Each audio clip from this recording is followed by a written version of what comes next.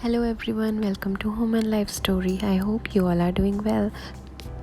Today's recipe is whole wheat date pancake. For this recipe, we need half cup of whole wheat flour, 3 to 4 dates, 1 by 4 cup of milk, 1 egg which is optional, 1 by 2 teaspoon of vanilla extract, 1 by 4 teaspoon of baking soda, 1 teaspoon of desi ghee or oil.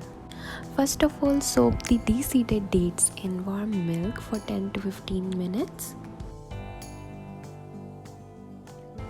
After 10 to 15 minutes, just take the dates and milk in the blender jar and blend them well. And then keep this mixture aside. Now in a bowl, take 1 egg and beat it well. If you do not want to use egg, just substitute it with some more milk.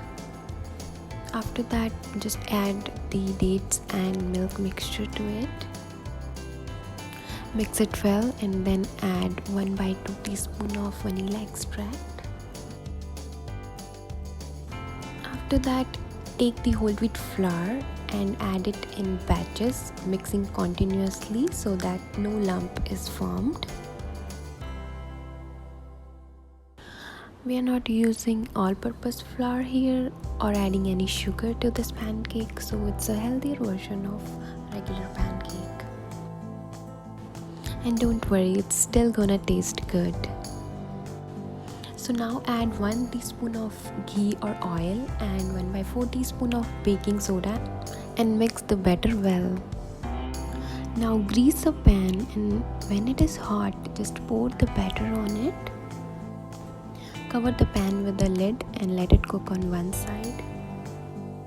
If the batter's consistency is right, it will take a round shape on its own, so you don't need to spread it.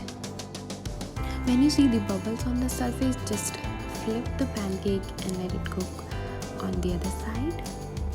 So now the pancake is ready, just enjoy it with your kids.